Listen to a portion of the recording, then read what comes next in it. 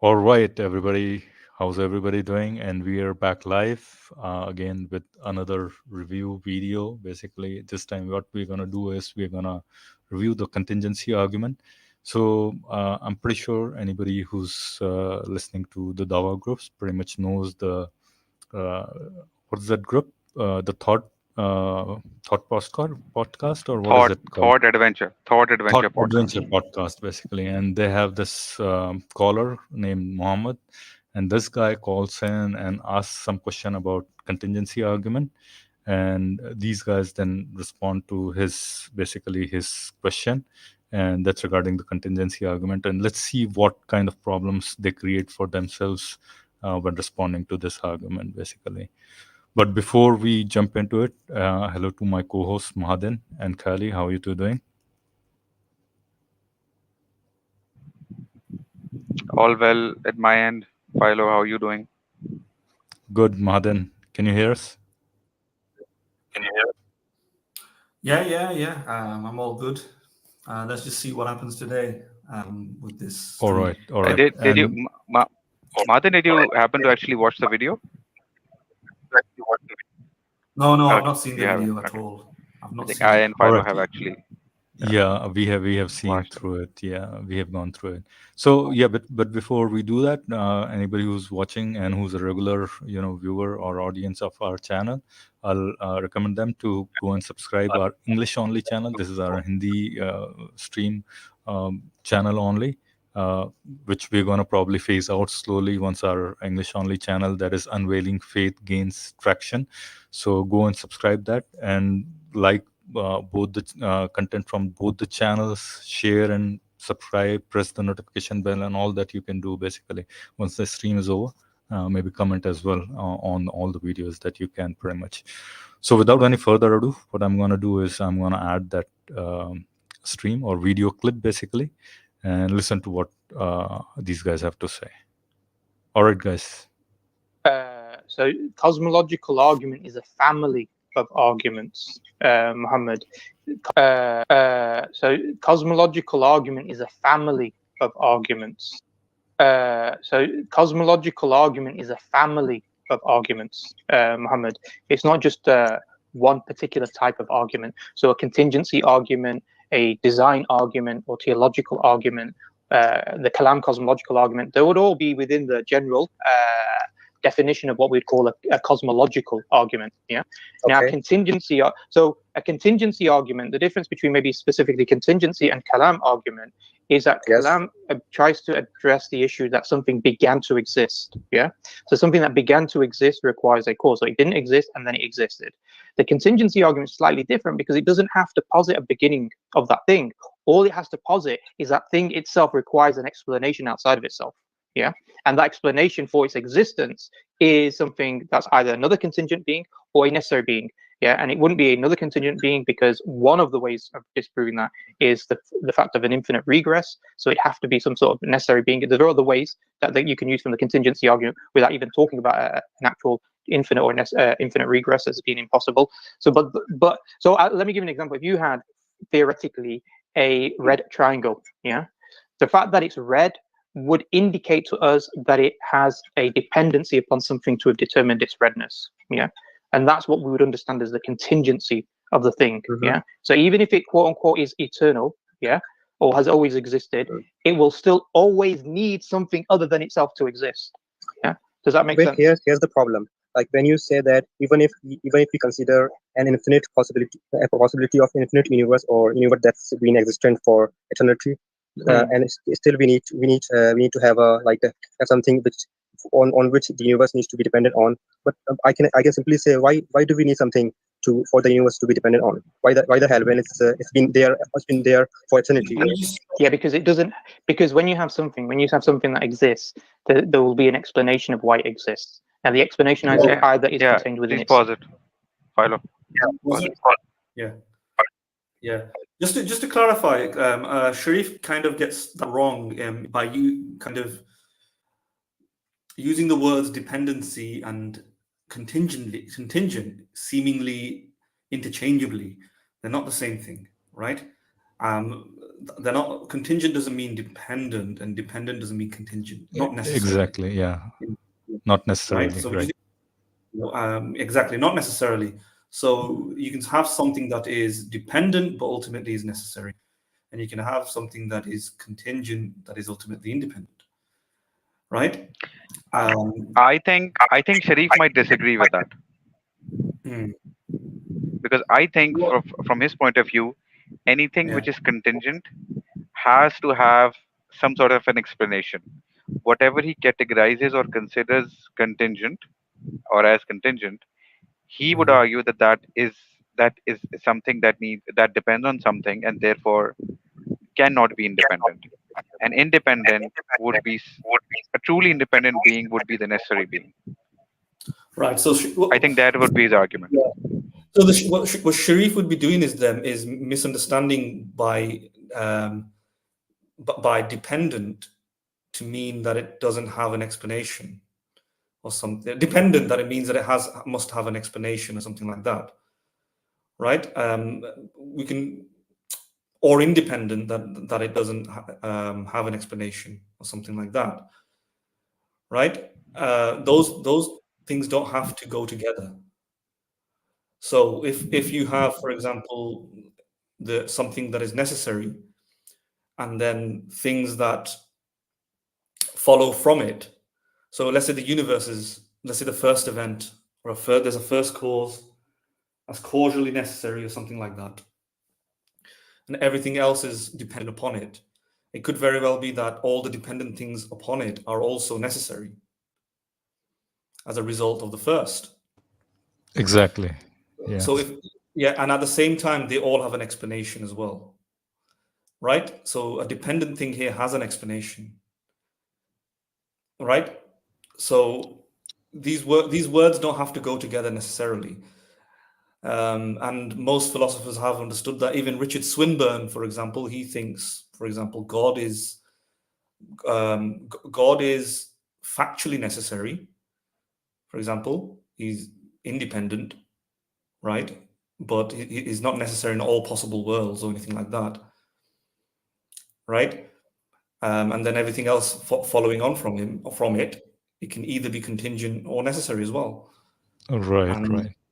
and there's no reason to think in this particular way, where we think if something is dependent, then it doesn't have an explanation or something like that. Or well, I don't think Sharif is saying that, but I think the best way to put it is that what I said initially was that some things can be dependent and at the same time necessary, and things, etc. Basically, I think in his mind, he's using dependent and contingent interchangeably, but not realizing that finer difference between these two. I think what, according to him, so anything. So how does he define contingent? So I'm getting a feedback, Martin. So how he defines contingency is anything which could have been any other way. So Right. if something has an attribute which we could imagine, and I think I'll use the word imagine, or conceive of being some other way than it is actually. So just like you mentioned, a red triangle. So a triangle would necessarily, and of course by necessarily, I mean just the necessity of by its very definition, would have three sides. That's fine. But a red triangle is not necessary in all of its attributes, because the color red is a contingent attribute. So he would argue that even if, I mean, this color red means that this thing or this triangle is contingent, because we can imagine it to be blue, or it could have possibly have been blue, yellow, green, whatever other different color. It could have been 1 meter, volume, or 100 meter volume. It could be way big or way small than it actually is. So he would argue that Just a anything which correction. has an Just a, yes, Khalid, sorry, just a correction. Not volume, area. area, sorry, not volume, I'm sorry, yeah. So area, so that triangle could have been way bigger than it actually is, or way smaller than it actually is. So he would argue that anything which has an attribute which could have been any other way is by definition contingent, if that being would be called contingent. Now when you Yeah, say, when you just said, Madan, that there could be entities that are unnecessary, that are being necessarily caused by the first cause. Let's say there is a chain of causes, and all of these are necessary.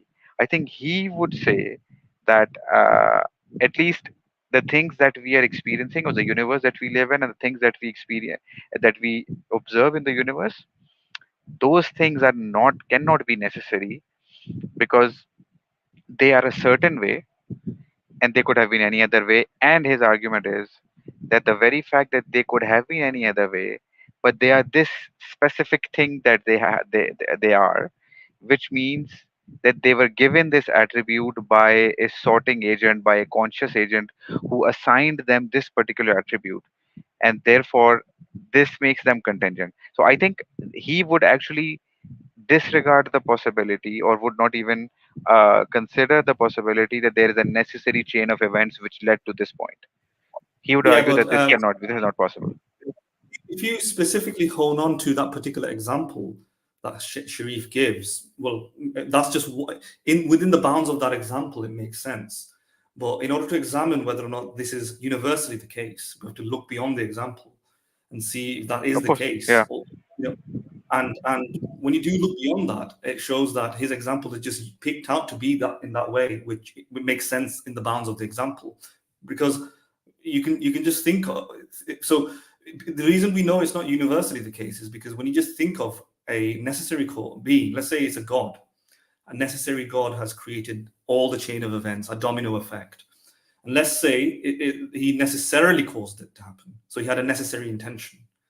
Under that model, for example, if he had a necessary intention to cause A, which will then cause B, and it go by simple, if A then B, if A then B must follow, if B then C must follow, then it by definition all the chain of events are necessary, right? Yet all the chain of events that unfolds that are necessary are also dependent upon each other. C is dependent on B, D is dependent on C, etc. Yet God is independent, right? Whilst the rest of the domino effect are dependent, yet they're also necessary. Given that this example is fully coherent, there's no contradictions, etc., and I've just shown that they're dependent effects, you want to call it, or cause and effects, right?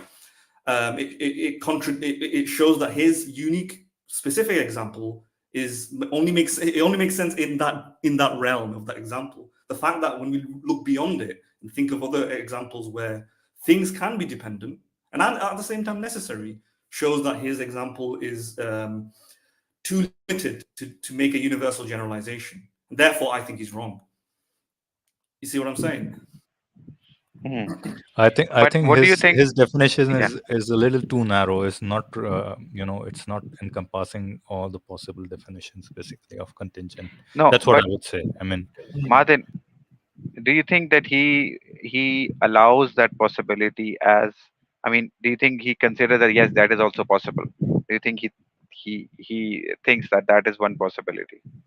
I don't know. It depends on his views of God, maybe. I don't know. He may not think that Islamic God is like that, He but thinks, of course, yeah, he might. It seems because logically he coherent. considers God a free will agent.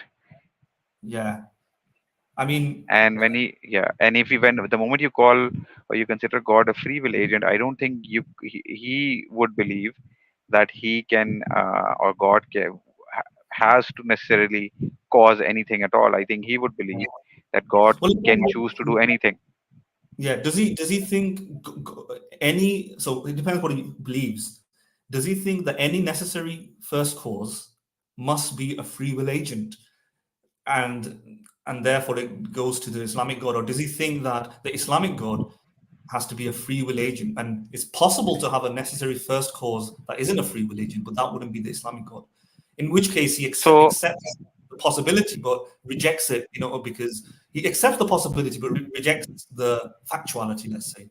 right? Because he Right. thinks Yeah, I God think is. it's the letter. Yeah, it's the point you're mentioning. He rejects this probably, and is it's not even considering over here. So Yeah. probably And he's I'll tell you hiding that what his argument. possibility. He's probably not And going to and admit that freely, I think. exactly. And I'll tell you what his argument would be. He would say that any action that any action of God, or you would say any decision that God makes. Let's say he creates something.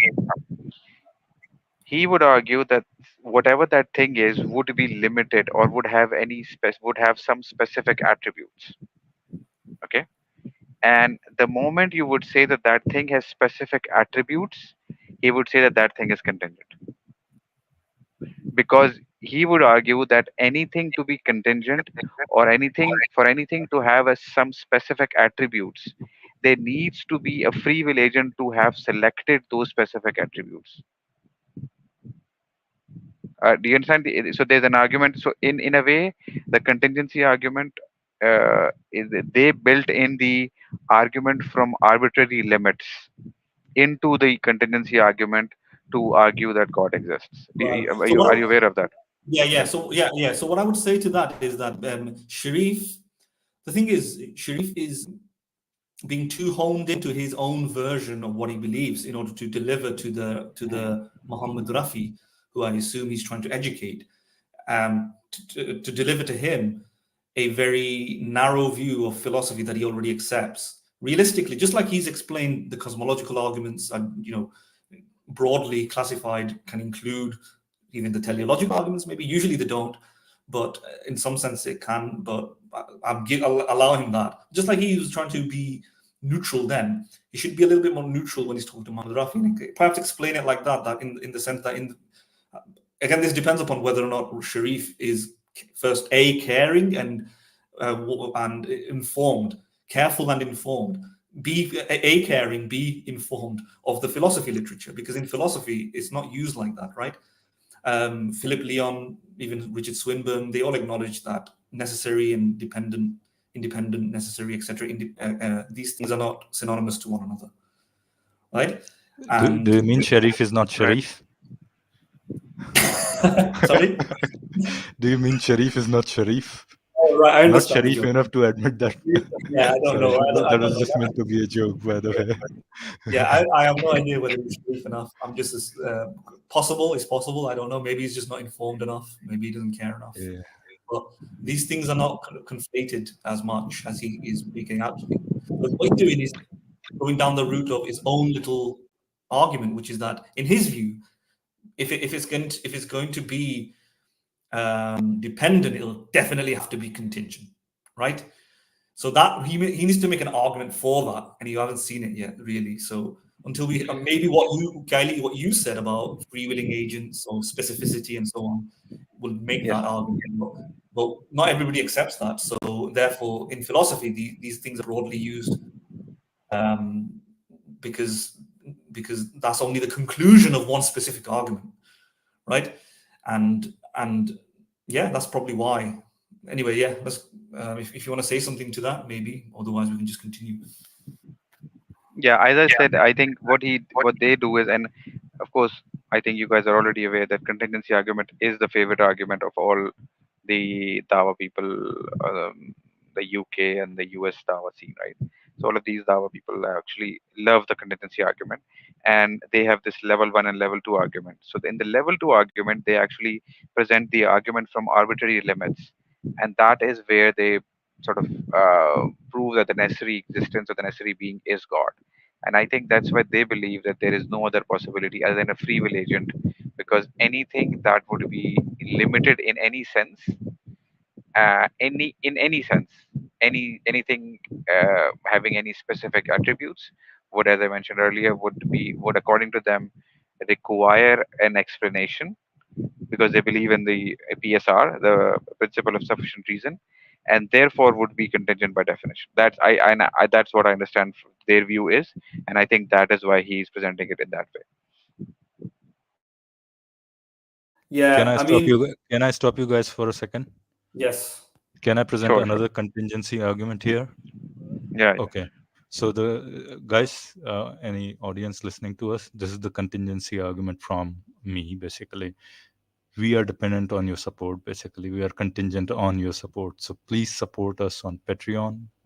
It's patreon.com/philosapiens, or buy me a coffee, buymeacoffee.com/philosapiens. So you see, I have the most important contingency argument here for you guys to support us, for us to bring, top-notch philosophical arguments in front of you, to present, and just debunk all these dawa guys, basically.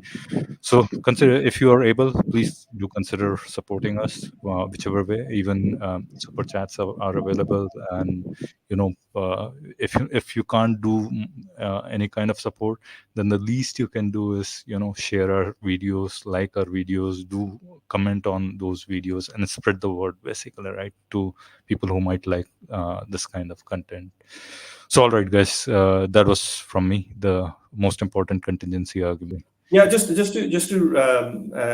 I think yeah. So I think the rawest definitions of contingency is that it's not contingent means that it could have been different in a different world, right? And necessary means that it must be true in all possible worlds.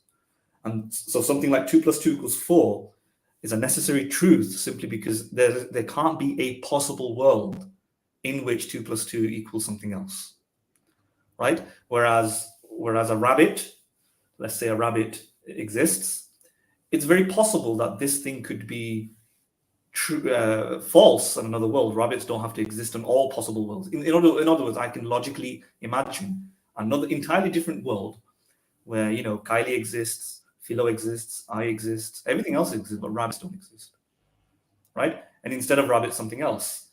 That's the kind of way it was usually originally developed. The distinction between contingency and necessity. Nothing in that really requires any talk about dependency or independencies.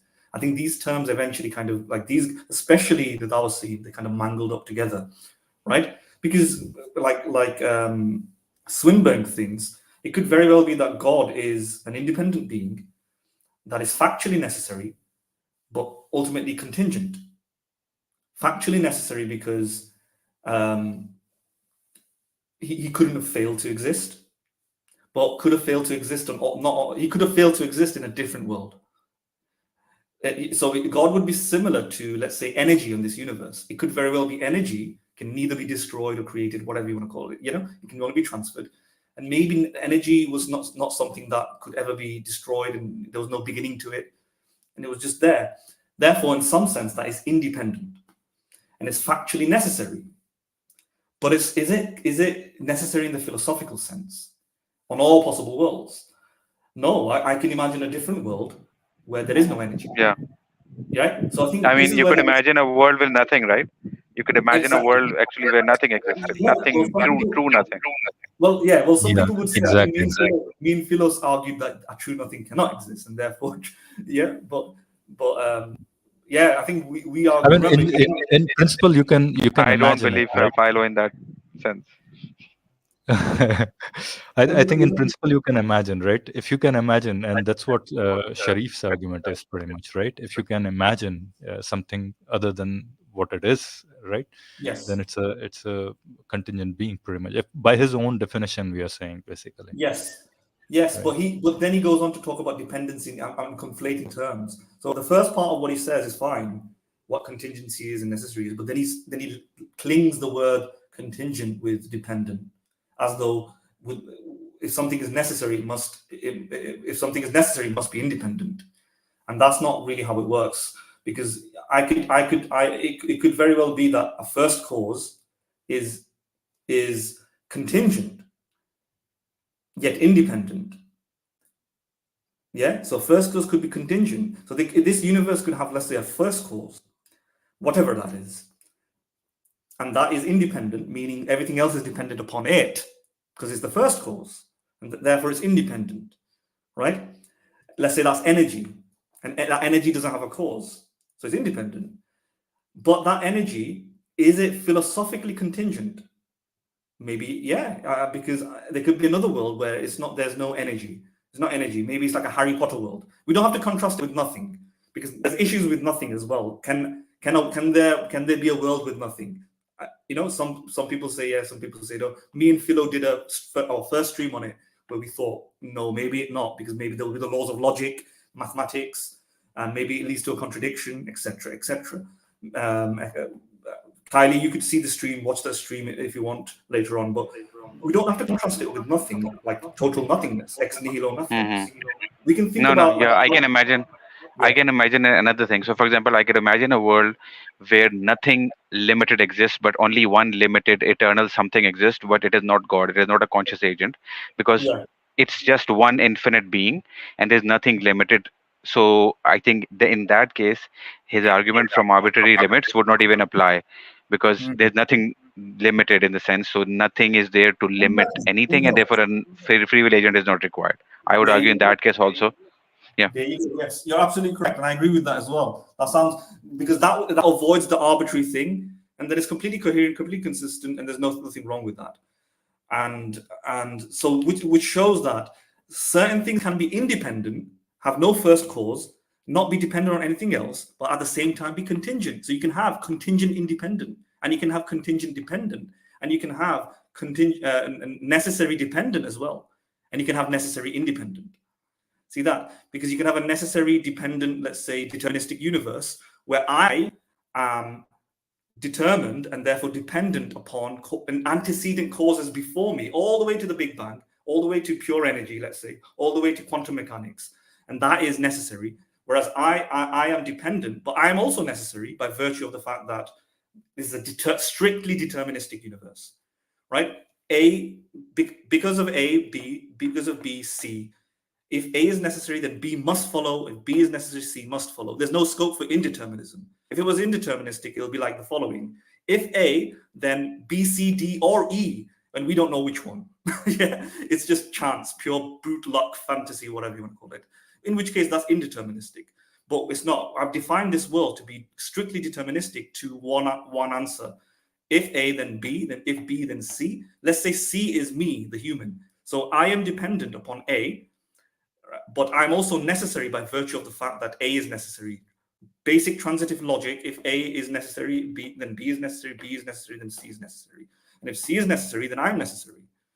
Yeah, I am dependent. So you can have necessary dependent. So this is why I reject his characterization. And just like you just noticed, Kylie, you can imagine a different world where God didn't exist, and therefore it does seem like they're not applying the philosophical definitions of contingency, necessariness, necessity. They're kind of boggling the two together and making their own little thing. Yeah, I agree. Yes, I think it's more clear now what you're talking about and what you're trying to explain. Yes.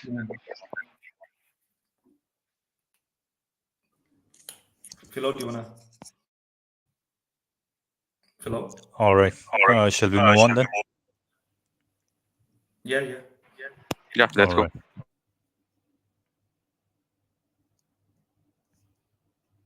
Just give me 1 minute. All right. Okay. Can you see the stream? All right. Let's go then. Or it's going to be contained within something other than itself. Yeah. Now, as rational human beings, when we see something and we know that the thing that exists has a explanation outside of itself, then you would seek it doesn't have an explanation within itself. Then you're going to seek the reason for its existence outside of itself. Yeah. Or the reason for a particular property outside of itself. Yeah. So if you had, like I said, if you had a triangle, then you're not going to ask the question, why does a triangle have 3 sides? Because it's by definition, it's an analytic proposition by definition. Right. But when it's red, the redness is not defined by the existence of a triangle. So you're going to have to ask the question, what caused, or what's the explanation for the redness, or what caused it, which is outside of itself, but it's not self-contained. Right. So that's the reason. So in essence, there is a principle that we're adhering to, which is this idea of the principle of sufficient reason, that things that exist require, or things that are contingent, which is more of a modest claim, require an explanation for why they exist. If you identify that they're contingent, then you identify that there's an explanation behind this particular contingency, which is external to itself. All right, that makes clear sense. My next question would be, like, how would you address the issue of an infinite universe or universe that's been around for eternity without taking into consideration the problem of the problem of infinity. Like we end up in infinite regression. Only then we assume that there must be something necessary for the universe to come into existence. Like without considering this whole part, like suppose universe has been around for eternity, and suppose matter energy has been around for eternity. Then how would you say without using this, like suppose that being around for eternity is possible, then how would you actually address this issue of energy and matter energy not being necessary?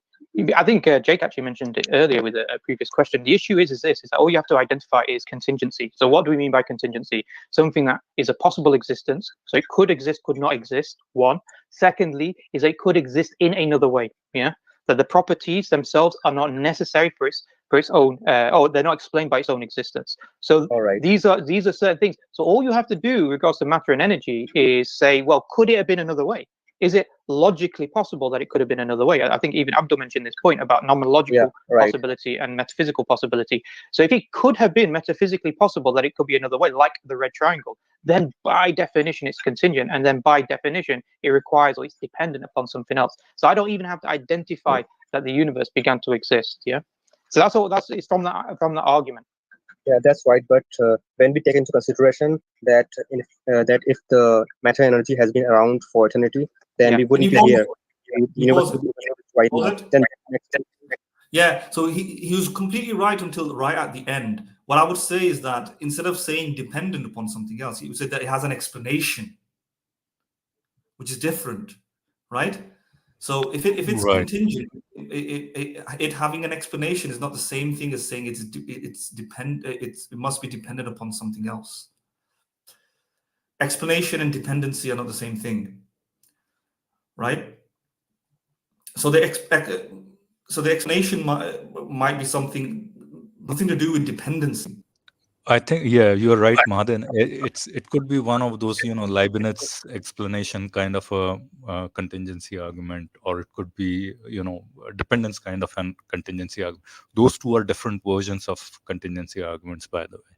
I think he's intermixing those two from time to time, probably. That's what I sense. Probably I'm wrong about that. Right?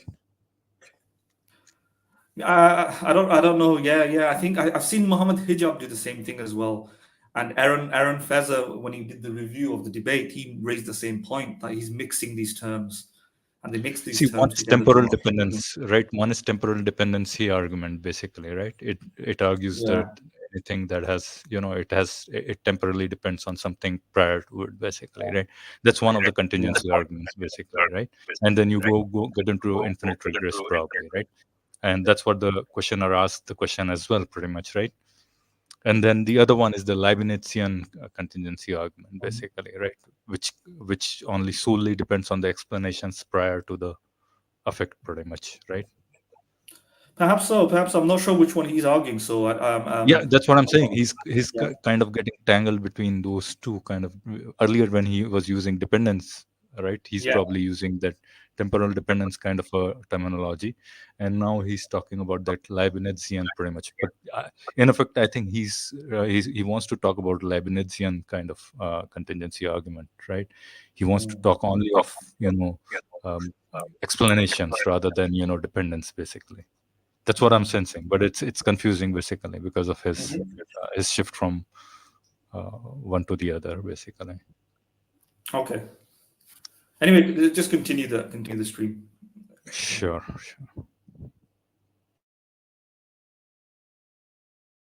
More sense than just saying that it could have been another way. It could have existed in a different could way. Could Planck's constant be another way? Planck's constant's in relation to energy. Yeah, as it well. could have been another way as well. Right. So the universe could have existed with a different Planck's constant. Yeah, which is related to energy, matter, and energy. So the fact that you have something that's related, a property of matter and energy that could have been another way, and still matter and energy exist, it indicates that matter and energy is not the explanation for Planck's constant. There's something other than itself, other than matter and energy that requires an explanation for Planck's constant. Okay, so from here, how can we use the argument for necessary being? So here I know I'm just asking you to pause it too much. So the thing about these sort of philosophizing, it's just potentially without injuring the philosophy community, which I am a member of, mental masturbation, right? I agree. The- I agree. It's a total. yeah, Yeah. it is the idea that let's say you have some sort of energy, Planck's constant, whatever. All we mean by that it could be different is that it's in a possible world it can be different. So it could very well be in a possible world. I could imagine space not existing, maybe, or maybe time not existing. It does. That's about it. This is where move away from these sort of arguments. In the end of the day, when you whilst you may want to say, because I can imagine, let's say, a red triangle not existing, the leap that they make from that, then that therefore it is contingent, which means it must have an explanation outside of itself. I reject that part, right? Because it could very well be that this universe is eternal, yeah, or there's a first cause that is eternal, whatever you want to call it, and it's not a god. And it could very well be that it is philosophically, in the way these guys should be talking about it, in the way Swinburne talks about it, philosophically, I can imagine it not existing. True. But then when they make that jump, where given that I can imagine it not existing, therefore it must have an explanation outside of itself, I reject that part. I just don't accept it, because I just don't think, who cares, right? How do you get that the idea that it must have an explanation outside of itself, right? I reject the entire kind of procedure of how this is going. It could very well be that the universe is just factually necessary, and yes, philosophically, I could imagine it being different. That is the only thing that I can do. It doesn't tell me whether or not, therefore, this universe that must have had another explanation. Yeah, because I don't think philosophy has that power to do that. I don't understand why we should accept that in this kind of arena where the contingent thing must have an explanation outside of itself. And Yeah. you see, what will happen is, you have not, since we have seen the whole video, and that's why we found this video quite interesting, is that they are going to actually argue that yes, they are going to limit they're going to come at a point where they will stop looking for reasons, although there is no reason to stop, but they will stop looking for any further reason, despite the fact that there is no reason to stop, except that they have arrived at God and they don't want to move any further, right? But and that's Right. why this Right. video is very interesting. They're going to shoot themselves in their foot, later in the video, because Okay. they'll refute their own argument. And so Just and that's why I'm not speaking that much right now, because we'll demonstrate from their own argument how their argument falls flat. Yeah, You I know, think they're going to contradict themselves later on. But for exactly. the uninitiated, what I wanted to point out here, whoever maybe most of our listeners have already listened to contingency arguments already, pretty much. But I just want to clarify that there are two stages to this argument, contingency argument. Stage one is that pointing to some necessary existence or necessary being, basically, and then stage two is in usually when these theists use it, basically Muslims or Christians or theists of any other brand. Basically, when they use it, they have to use the stage two as to point out the attributes within that deity, basically, or that necessary being, basically. And that's the major cause of contention. Even for the timing, Mahadin, Kali, and I pretty much are contesting the point of that necessary dependence. There are some issues that we have already pointed out, but it opens the Pandora's box later on when they move on to the stage two, and see how Sharif basically contradicts himself, basically, when he says that Planck constant could be something else as well, basically. But that's the point that Mahadin mentions as well. I mean, we have no clue whether it could be any other way or not. Basically, it's something only the only Planck constant and its value that we know of is the one that we have right now. I mean, Yeah. by Just, we can have just to anything clarify. value, pretty Yeah. much, right? Yeah, just to clarify, what I mean is that I can imagine it being different, but that's just philosophical imagination. Yeah, that's That's what I'm saying. That's what you said. yeah, It's a philosophical masturbation, yeah, pretty much, in a sense, mental yeah, masturbation, pretty much, in a exactly. sense. So in essence, what I might be saying is that I'm rejecting the PSR, the principle of sufficient reason, right? I don't think Right. any right-minded, scientific-minded philosopher actually accepts. I think some do, but they would accept it in a very moderated, attenuated fashion, right? I don't think PSR is something that is accepted wholesale. I don't think a philosopher of science thinks the PSR applies everywhere and every place, right? The idea that either things have an explanation either within itself, therefore it is explained by itself, or and there's an explanation outside of itself, something like that. I don't think you need to accept that. And I think there is a way that it could be contested, Madan, and there are a few things that when you go into quantum realm, these cause and effect kind of a thing, which is so heavily used by these theists, pretty much in contingency arguments, pretty much cause and effect. I mean, it just quantum realm just throws it out of the window, pretty much. These particles come in and out of quantum realm all the time, pretty much. Even radioactive decay, you can talk about it, right? There is no cause for it. All pretty much, that half-life of certain radioactive elements is this and this number, but you don't know when exactly that radioactive decay is exactly gonna happen, pretty much, and what causes it, right? And So I mean, yeah, one can scientifically question that proposition as well, pretty much. and I mean, just logically speaking, if you are going to if you're going to apply the PSR, the principle of sufficient reason, continuously, you're going to end up with the problem of infinite regress, which these guys are adamantly against, right? So they cannot just have a special, case where they are like, no, we're not going to apply PSR on God or God's decisions.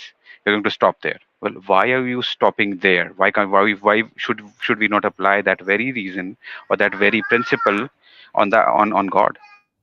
Exactly. Yeah. Exactly. Yeah. Let me just make another clarification. I mean, sometimes we can think in philosophy, like, for example, a married bachelor cannot exist on all possible worlds. A triangle cannot be a square on all possible worlds, right? Again, to the extent that we want to use our philosophical imaginations, it helps us, for example, be consistent, be clear with definitions, and it's entertaining, and it helps us try to grasp some understanding of. It's the rationalist method. It's irrational to think of a world where squares are and squares can be triangles at the same time, right?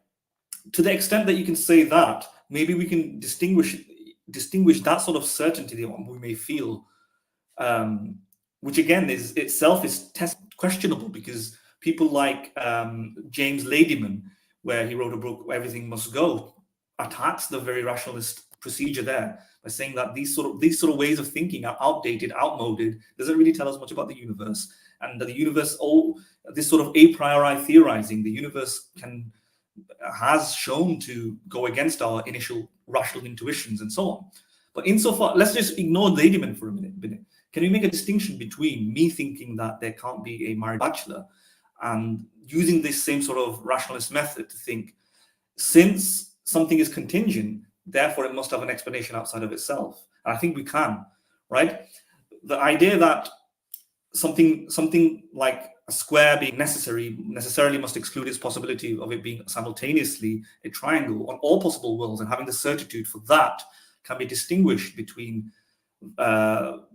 we can distinguish that certitude from the quantum realm or Planck's constant or whatever it is. Like I said, there's a first sort of initial set of conditions for the universe. That being, I can imagine that being false in one possible world, therefore inferring that must have had a cause.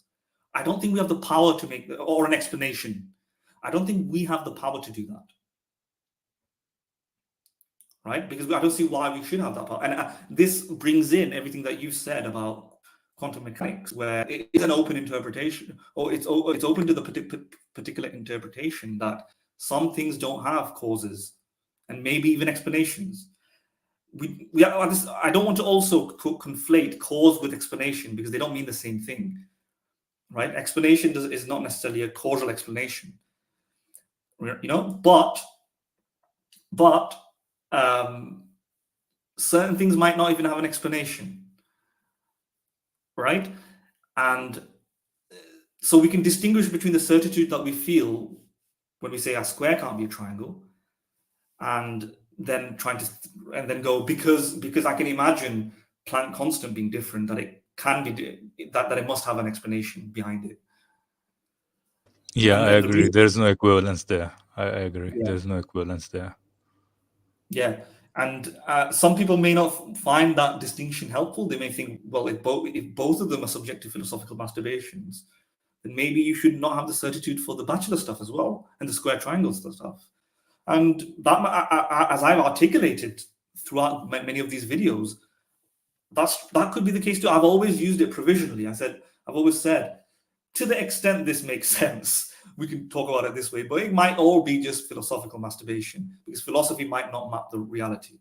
I've always said that. It's been a constant theme from our first ever podcast or stream. And yeah, I'm willing to also let go of that, because in the end, science has probably a better frontier here to explain these things. Right. Philosophy. I think we've discussed this in quite a few streams, that you just can't replace, scientific, and you can't do just armchair philosophizing and come to the truth about everything. Pretty much, yeah. You'll have to somehow involve the science in it as well. Pretty much. But anyways, Kelly, you want to add anything on top of what Madan has already said, or shall we move on? I think I think we should move on, and I think the juicy bits are going to come. I think in a few more minutes. I'm waiting for that. All right. Let's go. Move on.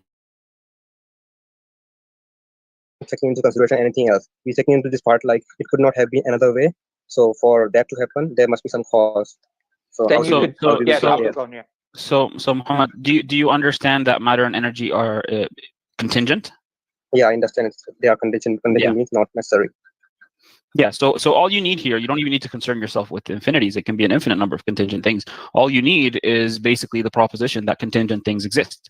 So if there is an explanation for that proposition, if there is an explanation for why it is, then and that explanation is external to the contingent things, the plurality of contingent things themselves, then by necessity it is a necessary thing. It is not a contingent thing. This is basically logically true, because it's an explanation for all contingent things, and it cannot itself be contingent, right? Or else that's circular in a vicious way. It's not really an explanation.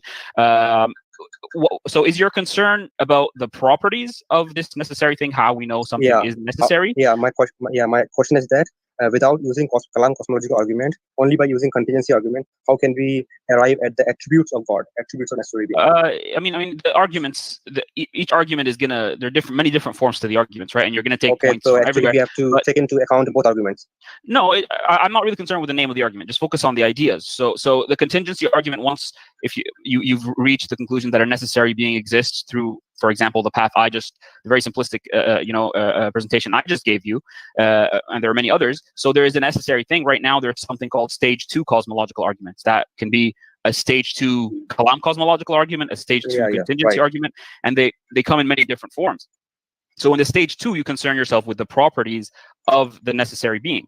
And remember, what started, what brought us to this investigation in the first place is the contingency of things. So we ask what makes us inquire about the cause of things that are contingent. What makes us look at contingent things and attribute external explanations to them. And one of the most fundamental reasons is because these contingent things have arbitrary properties. They are one way rather than another. So if something has a particular color, shape, size, we always assume epistemically that there is an explanation for why something is the way it is, right? So right now, here you have what we call it's a modal scope of logical possibilities. Things could have been many different ways. And you're going to keep asking, why it is the way it is, unless you reach to a foundation where these questions stop. Now, at what point do they stop? I think they stop at the point where you reach a necessary being that grounds all logical possibilities. It's not just something that's Can't we just say that? Can't we just say? All right, so I just stopped it because Abdul was going for a long time. All right, so here comes the main point over here. He says, and so for example, granted that these guys are able to pass the stage 1 for a necessary existence or a necessary being. Now comes to the part of stage 2 where you are trying to prove the attributes of this necessary being. Exactly the same problems apply to this necessary being when you start to have these attributes within him. Basically, being of omnipotence or omnibenevolence or any number of other attributes that you want to have, you're going to have a problem. It could have those attributes in this amount or that amount. It could have that attribute, not this attribute. It could have benevolence and justice. Maybe it could have not have justice probably, or it could have any other attribute that possibly it could have. So the point I'm trying to make over here is that exact same definition applies over here for that necessary being now becomes contingent because of these attributes, because it could be any other way.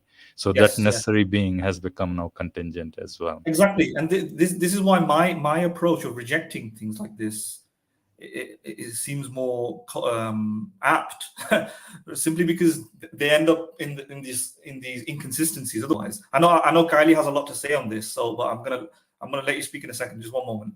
But even taking just a step back again, the idea that there are select or specific or particular type of characteristics. So this is the main thing that I'm rejecting, perhaps, when it comes to the principle of sufficient reason that they're applying, the way they're applying it. The idea that there are particulars of specificities or there's certain characteristics that could have been differently, I reject that entirely. I agree it could have been different, but it doesn't tell you anything about its it doesn't tell you anything about its factual necessariness, and that's all I care about. I only care about its factual necessariness. I don't care about its overall philosophical necessariness, modal necessity. I'm not interested in modal necessity, right? Whether it can be true in all possible worlds, because if it's factually necessary, then the buck stops there, right? Simple as that. So if you have a series of causes and there's a first cause and there's no cause beyond that, the fact that that cause has some characteristics makes it factually necessary, and that's all. That's it. That explains everything. Everything else is I don't really care about. And the reality is that assertion that specificity means that it must have had a different characteristic, I reject that. Sorry. Specificity means that it must have had a different. I accept the part where specificity means. No, I don't even. Wait. Let me rewind. I don't even accept that part. I don't think specificity necessarily means that it's not contingent. Specificity means that it's contingent, because 2 + 2 = 4 is quite specific. So I don't even understand what they're saying, right? So contingent. Let me be precise here. A bachelor cannot be married. 2 + 2 = 4. These are necessary facts or necessary truths that must be true in all possible worlds, right? It doesn't have a cause, yet they're very specific. I don't understand what they mean. They have very particular characteristics, right? So I'm not sure exactly what they mean here. In similar vein, something can be. Sorry, are you going to say something? Yeah, I was saying that I think what the example he just gave, I think that is, you might say that they might say that it's not a being or an existence. It is a what you might say a necessary consequence of existence, just like. But without existence, these rules would not mean anything, right? So they might say that what you just said, the actual factually true statements, I don't think you would consider them necessary or any contingent existence or beings. These are just mere rules of interaction, or I don't know what you would say. These are some rules which exist as a consequence of existence. If nothing existed, then these rules wouldn't mean anything. I mean, these are just how we infer or we understand reality, I think. So I think they might disagree with that in that way. Right. So on that ground, what people might just say instead is that, for example, if you're the type of philosopher who thinks that nothing cannot exist, or there cannot be a possible world where there is no existence, right, at all. Reason being, if you for some of the stuff that me and Philo had said in our first stream, that there can't be a world where there's nothing. Let's say if that's the case, if you're that type of philosopher, the reason you may say that is for multiple reasons. You may, for example, say the laws of logic are necessary. You might say the laws of mathematics are necessary. In these sort of philosophers, they won't think that they won't think that it's dependent upon existence. They will say that it's just necessary, not because of it's dependent upon existence. It's just that they are necessary in all possible worlds, right? It's not as though there's one possible world where there'll be nothing, and on that world, mathematics won't exist, logic won't exist. Because they could also consider that these truths as mere definitions, right? I think you mentioned it earlier quite a while back, but these facts or these truths could be considered definitions, right? Yeah, but they're not definitions that we arbitrarily made up. Yeah, these are like absolutely true, but that would apply to every definition, right? A bachelor is an unmarried person in every world, right? By definition. Of course, they might not call it a bachelor, but if the idea, if you're just saying that this is just true, then I'm saying yes. So a bachelor cannot be married. Similarly, 2 + 2 would be 4 because that is the definition. By definition, that is true. And similarly, a law of contradiction would be by definition true because we are saying that if something exists, then it cannot not exist because we are calling it an existence, right? So if we just consider them again as definitions, I don't think you would consider them as something existing, but just some sort of definitions that we use to describe reality. Yeah, you could say that the definitions to describe the reality because they are the reality, right? So if there's a world where the laws of logic exists, Guys, one of you need to mute when the other one is talking, because otherwise there's a echo issue. We have yeah. So it could very well be the laws of logic cannot fail to exist simply because we observe that in reality it cannot be the case that some things are simultaneously true and simultaneously false or something like that. So when we try to imagine the laws of logic being false, we're still going to be using the laws of logic. The laws of logic will still be apparent. To say that laws of logic don't exist is to say that it's true that the laws of logic don't exist. So there will always be a law of logic, a law of non-contradiction, right? And you might think that these are not concrete objects. That's what you mean. Not every philosopher thinks that existence requires just concrete objects. Existence can be more broad and all-encompassing. That includes non-concrete objects, like the laws of logic. In which case, yeah, non-concrete objects like the laws of logic, they exist, and it could be simultaneously the case that they exist because we factually describe the reality or look at the world and then realize it as per definition. That has to be the case if there's a world. But if you remember when I talked about the laws of logic and analytical truths being definitions, I did say that they can be descriptive facts as well, right? So that they're definitions that we understand by learning about the world, this world indeed. But then we try to think about it on a possible world where they don't exist, and then we go, oh, it can't be the case where the laws of logic or married bachelors don't, it's true where married bachelors can exist, right? Because as soon as we have a world where there is a bachelor, just like this world, that bachelor must be unmarried. Just like as soon as we have a world where there is a world full of squares, let's say the world is entirely full of squares, it can't be the case that one of them is a triangle, right? So in that sense, these definitions do have a component attached to reality as well. They're not arbitrary definitions. And you'd say these things exist. If their objection is that these are not real things that existing, or something like that, I didn't see the relevance of him trying to point out that certain things are necessary. Before, when he gave the example of a triangle, triangles are necessary. Triangles are necessarily have three sides, or x, y. Some other examples that he could have given which similar to that. The traditional explanation would be numbers, the number 2, number 3, number 4, or like 2 + 2 = 4. I'm not sure why he raised that then, because if that doesn't need an explanation, then he's already agreed that certain things don't need explanations, but yet they're true. Yet they're very specific.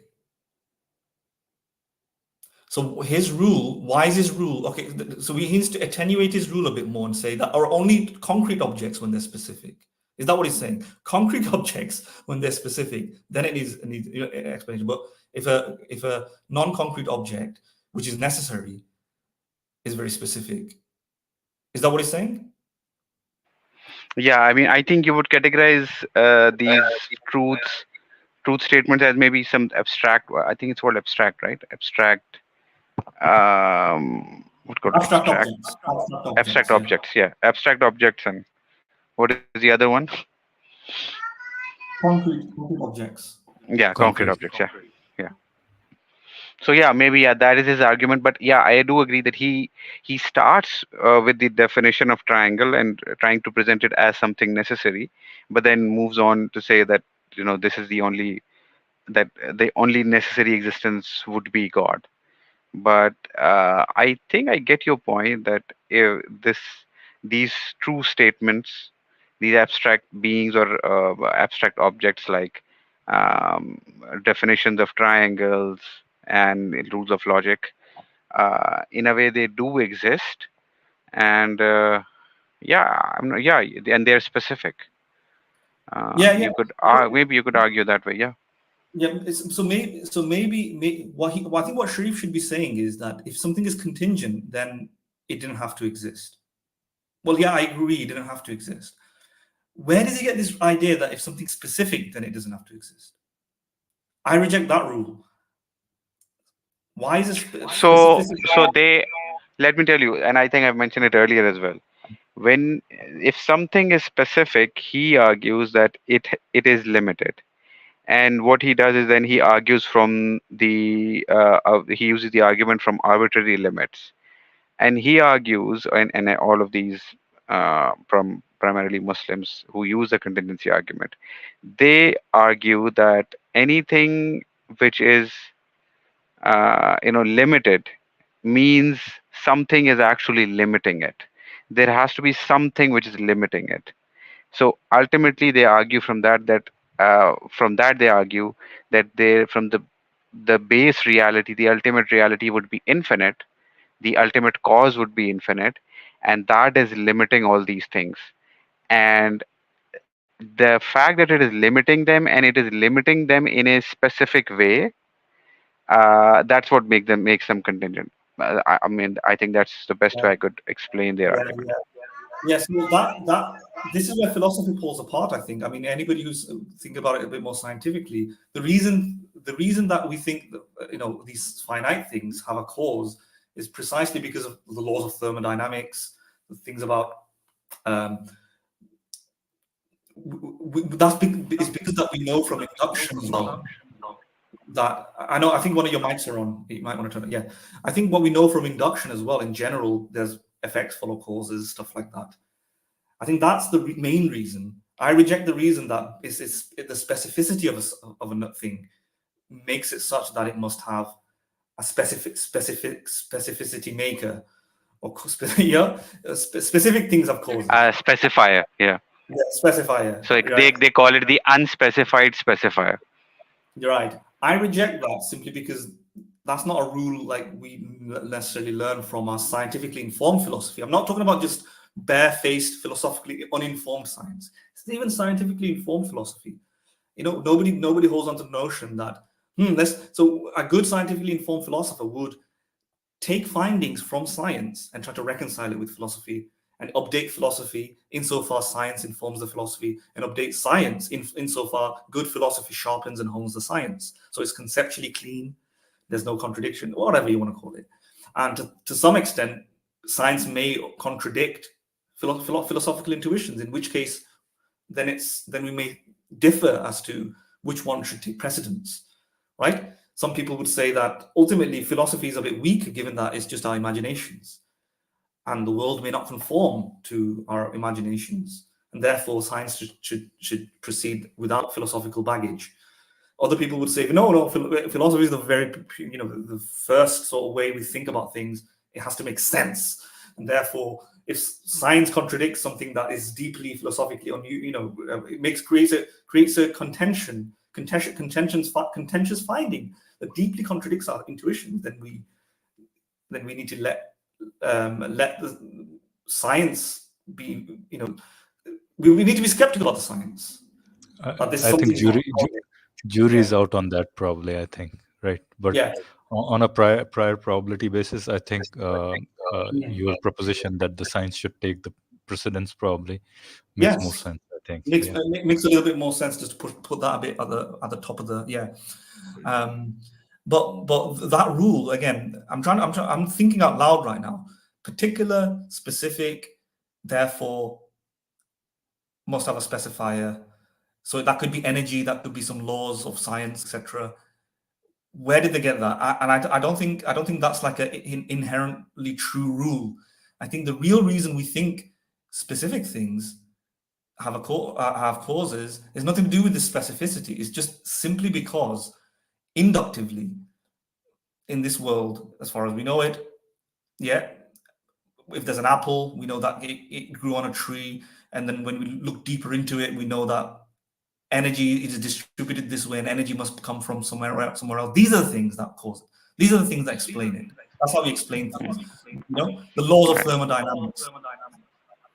I'm getting my echo coming back. Yeah, the laws of thermodynamics. Yeah, something like that. If that goes all the way back to something that is ultimately still specific, that doesn't necessarily mean then that specific thing must have a cause, because then we're moving away from the laws of thermodynamics to something else. So this is a very similar issue to the original Kalam Cosmological Argument, which tried to argue that since these causes within the universe, so effects within the universe have causes, therefore the universe must have a cause. But the only reason, so that sounds plausible, but then when we look at the science, we realize, wait a minute, the reason that things have effects within the universe have causes is because of entropy. What happens when we go beyond the Big Bang and then there's none of those things? Then cause and effect may not. So the philosophical notion of cause and effect is outdated because scientific understandings of entropy tell us that beyond the universe there won't be a cause. Similarly, this philosophical understanding of specificity is both wrong and outdated. But the real reason things have these particular things in this universe have originating cause is because we learn them through induction, through empiricism. We learn about thermodynamics and entropy, and we know it will have a cause.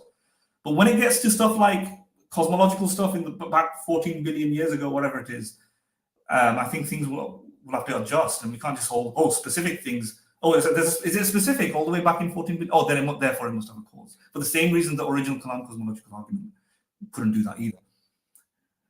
Do you understand what I'm saying? Right. I think I agree And that the principle of cause and effect can be put to question pretty much, right? And exactly for the reasons that you mentioned. And also, and even in his arguments, Sharif is what he's using is he's using induction somehow to propagate his definition of basically contingency, right? I mean, I think that's exactly what he's doing, right? And yeah, I think I agree there. But yeah, I think there's still, I would say, jury's out on that. Basically, some philosophers would say that okay, on a purely philosophical basis, you can arrive at a conclusion. Probably, they'll cite something like ontological argument for the, which I think all of us probably, all of us as in Madin, Kali, and myself, believe that it's a bunk argument. Pretty much, most of the philosophers believe that as well. I think I would say, I would have the gall to say that they believe that it's a bunk argument. And so the question would be, what all things can you prove to have existence on a purely philosophical basis? Probably, yeah, and as compared to on an empirical and evidential basis, basically.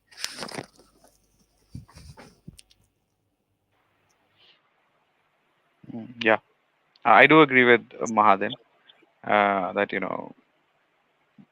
it is. In fact, I think he explained it well, so I don't need to repeat it once again. But what I will say is that uh, the best thing about this video is, as I mentioned earlier, I think just I think about now we're going to get we're going to these guys, both of them are going to refute their own arguments. So I think we should move forward with the video and let's see how they Yeah, refute their own We arguments. saved Yeah, the best part for the last, yeah, the most exactly. meaty part for the last, basically. Yeah. The big bang is gonna initiate from here. So The so yeah, explosion is gonna happen here. yeah. So up till now, let me just summarize the two key points that they have made, and that is the gist of their argument. And let's see how they refute both of these points. The first one is PSR. They rely on PSR for their argument completely. So for them, PSR is the most important principle. That is the principle of sufficient reason.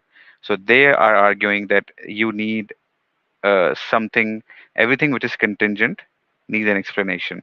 And according to them, what is a contingent being? Anything which has something which is a specific attribute which could have been any other way.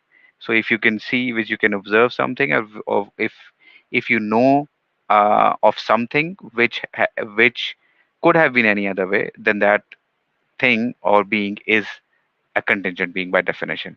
So that is their primary one of the most important points, right?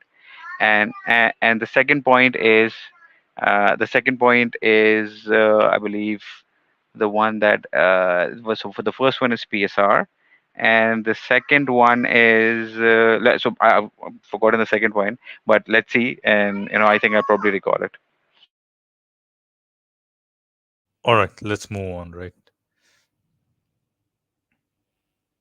Say that these things, all these contingent beings, have been this way by a random chance. Like there's a random chance for them to be this particular way. You can say that, but then good luck, because you're gonna that's a slippery slope to skepticism. So anything could be the case. You could be a brain in a vat right now, all your experiences can be illusory, and we just don't have any knowledge. But then Mohammed, sorry, I was gonna say, Mohammed, if you adopt that position, you might as well just throw all methodological approaches to thinking and knowing things in the bin. Because if it's literally anything, actually, I've been faced by some atheists in the past, so this question keep I coming know. to my Mohammed, mind. That's the why. very question itself assumes that you can't say yes. It's a self-defeating question. I'll tell you why. Because you're asking, can we do this? And you're looking for an answer that justifies the position that you can do it. So there is a reason for why you can do it. But if you can just, have no reason. accept things with absolutely no reason and just drop the principle of sufficient reason, then you don't even need to ask that question. But the reason you're asking that question is because you know that things must have reason, right? So the point is, when you arrive at the necessary being that grounds all logical possibilities. Yeah, sorry for pausing it so much. Again, this is a typical thing that people make the argument. Like if something is random and therefore you have to let go of entirety of science because science looks for explanations. And that's also wrong. Science, for the last thing I said is that science probably would look for explanations within the local universe, within this galaxy, and so on, etc. Simply because the laws of entropy apply here. It's very different when you go beyond the known conditions, the initial conditions, in which case things go a bit blank. Saying that, and furthermore, saying that on certain levels things are random is not the same thing as saying every level is random. Again, and I agree. And randomness does not give you that you can't have. I mean, you have to just throw it out of the window. I mean, absolutely, yeah. Just think I know about Sharif actually wrote a paper a very long time ago. It's not a published paper. It's nothing. It's just something on his website, and we know why, because it's just nonsense. He wrote an idea that if the quantum level there's indeterminate causes at a quantum level or randomness, then you can't have a sensible, well-arranged, coordinated universe that we can understand and grasp. And this just lacked basic skeptical thinking they should have applied before he even wrote the paper. The very fact that on one level things are random, it's just emergent realities, right? On one level things are random because, again, physicists and philosophers of science, like my friend who's been on this stream, he accepts on a quantum level it might just be random, but he also doesn't think that it leads to complete failure of scientific investigation on every level. Why? If it was such a just because go on. No, just because at the base it's random, everything has to be random. That's also some of exactly. Yeah. It could be that. It could be that certain things at base are random. It's a bit like what I said initially, which is if A determines B, then B determines C. That's like a deterministic situation. But if you have an indeterministic situation, it could be something like if A, then if B, if C, then it could be D, E, or F. Whichever one that it goes to, but then it can again become deterministic. So if it B, D, or F, D, E, or F, whatever letter it is, that part could be indeterministic. But then after that, it could be deterministic again. Exactly. Yeah. Right? I mean, it doesn't have to be completely random. It doesn't have to be random all throughout, pretty much. Yes. And that's what he's trying to imply, basically. Sorry, you finish your thought, and then I'll come back. No, that's all I'm trying to say. So it could very well be that on a local level we can't predict things because of true randomness, not just fake randomness, because of a lack of equipment, lack of being an ability to map every single cause properly. Maybe there's a hidden cause that we've not seen, so it looks like it's random. It could be truly random, yet everything built on top of that could be deterministic, right? And therefore, on a macroscopic level, everything is very predictable, statistical, deterministic, predictable because it's deterministic, yeah? And on a lower level, it's completely random. And you can have healthy scientific investigation where we would look for causes, but at ground zero, there might not be causes. And many philosophers of science are completely perfectly okay with that, given that I've also explained how it can be logically coherent without any contradictions, because some parts of it can be completely random, can be open to A, B, C, D, E, and then other parts of it after that part can be deterministic and linear. Yeah, it can just follow a chain, and we might be looking at the chain, and therefore our scientific investigations are completely perfectly sound to think photosynthesis has a cause. We need to look for a cause. To think that the origins of human, there must be like life must have abiogenesis possibly could have caused the early life to form, etc. Protein synthesis, whatever. But then when it gets to the quantum level, we might go, oh, this might be indeterministic. Everybody's already okay with that, and there's no contradiction to think like that. Yeah. Philo, you wanted to say something? No, go ahead. Okay. If you want to jump in. Yeah. I do have at least 2 points to make about this. So the first one is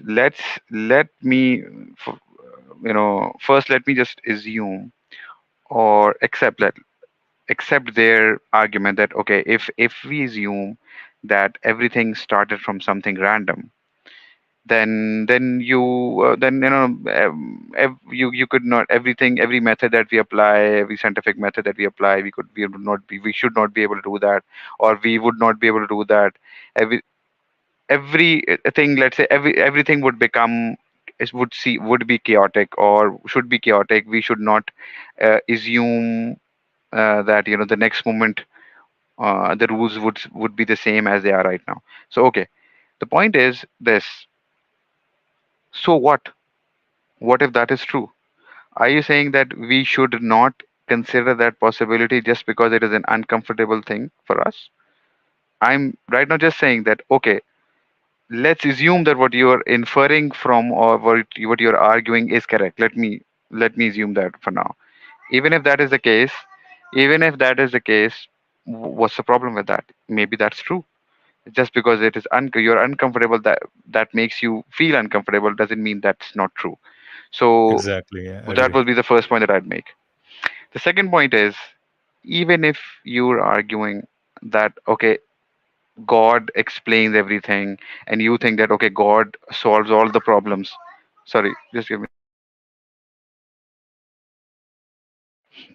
Even if you think that God solves all the problems, even then, what you have to do, and I think we're going to listen to Abdur Rahman in that aspect as well, talking about this as well. The Sharif and Abdur Rahman both are going to argue that when it comes to God, we should stop with any further questions. Whatever God decides, we should not question, okay, what is the reason behind that decision? Because there lies another problem. All the decisions, all the actions that God actually executes, what is the cause behind it? Are those actions random? Because random, just to explain to the audience, random means something uncaused, truly uncaused. And of course, the opposite would be something caused. Now, the question is, if God creates something specific or decides something specific, why did he decide that? Let's say he had, let's say he had reason A. Okay, why did he had, where that did that reason come from? Did God decide that reason? Okay, so you might say, okay, so he had a reason for that reason as well. But you cannot have an infinite regress of reasons as well, right? You'll have to stop somewhere within God as well. So what the very first reason or cause that God has within himself, that cause will be random in itself as well. So the very thing that they are trying to run away from would still exist even in their, mm, you know, God's mind. their worldview. Yeah, even in their worldview, they Right. cannot run away from randomness. So why add this baggage of consciousness and wisdom and or benevolence, which I don't think there is an argument good. There are any good arguments for, just to solve a problem which you are not able to solve anyway, because you end up with randomness in God, and the other option is randomness without God. So I why think not I think just accept that reality without God? Why, I would and at least why not consider the possibility of it? How can you deny it? I see no reason for it. I think it I would say it's a randomness at the cosmic level versus the randomness at the godly level, pretty much. Yeah. Exactly, within God or Yeah. without God. Yeah. I So mean, it's randomness, you take cannot your run pick. away from Take randomness. your pick. Take Take your your pick. pick. Take your pick. Yeah. Basically. So yeah, I think you cannot run away much from easier randomness. is to much easier and much more on a prior probability basis, much more what do you call Yeah. logical it is to If believe we that there is a cosmic randomness exactly rather than if you positing apply one the level Occam's further up, razor, basically. yeah. Yeah, one If level you apply further the up. Occam's razor, yeah. If you apply the Occam's razor, we don't need God, because if we are ending up with randomness anyways, so why have this baggage of the attributes of all of these divine attributes? Just have a random generator who's doing everything, who's causing all these things. I think that's simple enough. Exactly. All right, Madin, you want to add something to it? Oh no, no, I don't want. Yeah, I agree with that because that's also the main kind of point you guys want to talk about anyway, which is part of this video you want to talk about. I just Yeah. want to clarify, you guys might want to mute it.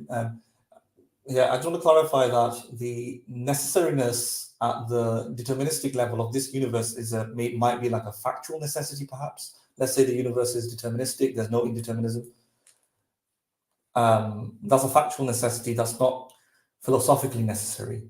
It could be none of that needed to exist, let's say, or that's not the right way to put it. By putting it that way, none of that needed to exist makes it sound theistic, almost gives the credence to these guys. What I would say is logic. I can logically imagine a world just like philosophers do where it didn't exist. That's it. I can't go from that to go think it. Therefore, it didn't have to. It didn't. It must have had an explanation outside of itself or something like that. I reject that part, that stage, whilst agreeing with the fact that something can be factually necessary in this world and yet be philosophically unnecessary and therefore contingent. And it could very well be that the universe is entirely deterministic and therefore is factually necessary. And I want to distinguish that factual necessity from philosophical necessity. And I want to distinguish that factual necessity from factual non-necessity, which is the indeterminism. The factual non-necessity, indeterminism, might be contingent. The factual necessary determinism, let's say, might be factual necessity. Yeah, that might be also contingent. Both can be contingent. So what do I mean by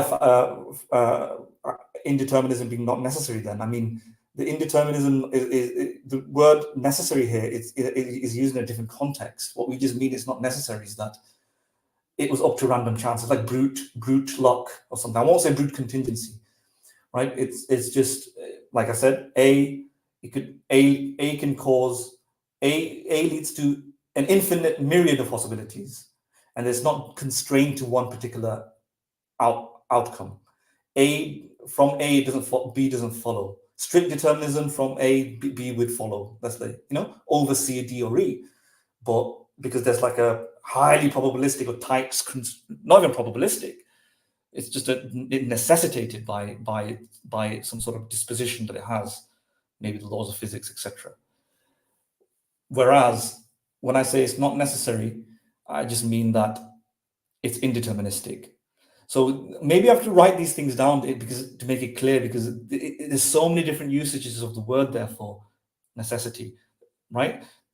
Philosophical necessity is very similar to modal necessity. Factual necessity is different.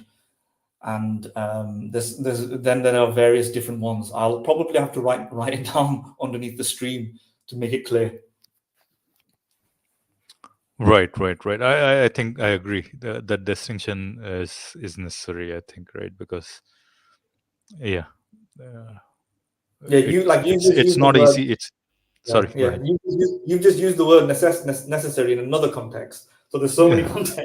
So many contexts, right? I mean, and why it is because these finer points or finer details are always missing when these kind of in-depth reviews are being made. Pretty much, I think that's all right. I think shall we move on? Kelly, are you back? Yeah, let's go on. All right. And this is where we talk about omnipotence, because there's no asking what is the causal limitation of God? Why can he cause this thing rather than that? For example, if you posit a necessary being that can only create red rocks, well, that's a bit weird. I mean, why can it only create red rocks? That seems like a very arbitrary limitation. It seems like a contingency. And that's where omnipotence comes into the picture. God can actualize all logically possible things. Whatever it is you mean by that, there's no more asking, why does this being have this arbitrary limitation in his causal capacity? That question is gone. It's out the window.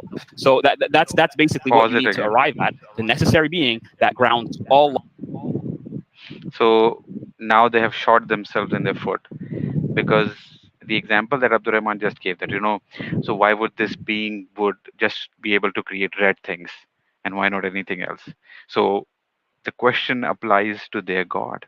Why can their God only do good things and not evil things? Only do benevolent things, but not malicious things. So malicious acts.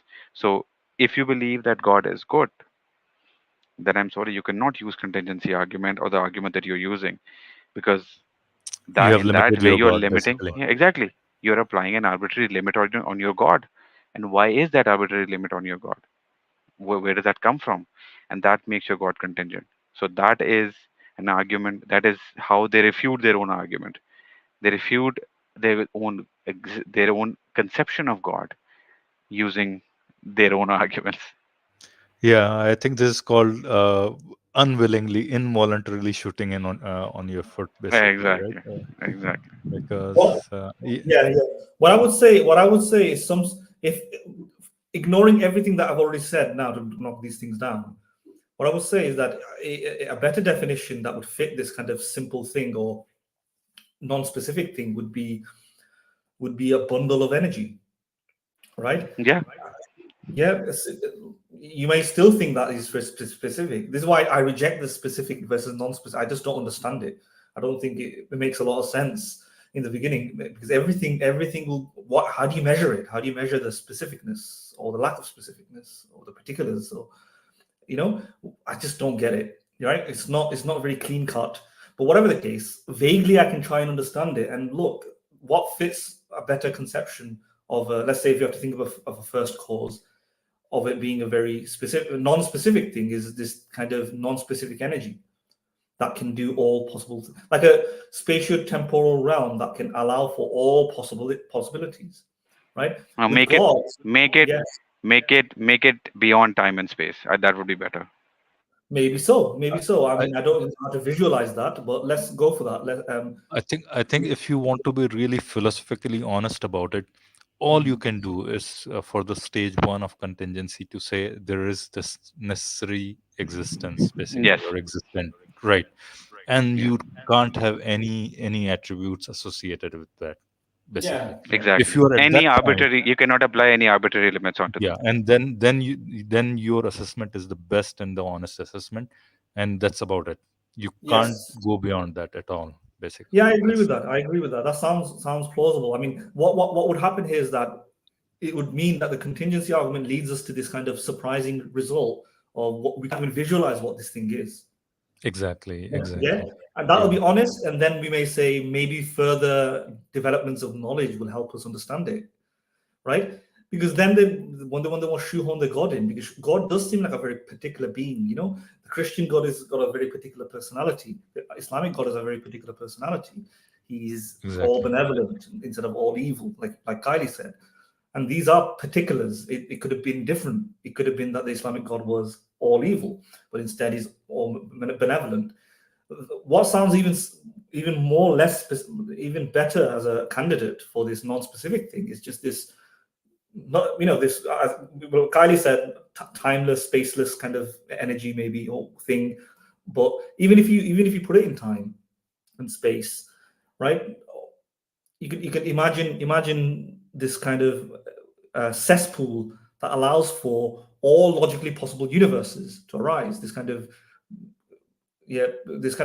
primordial soup of possibilities where all logically possible universes get created, and we're one of them. And from that, you may say a multiverse will arise, multiverse of possibilities. Yeah, a timeless spaceless multiverse generator.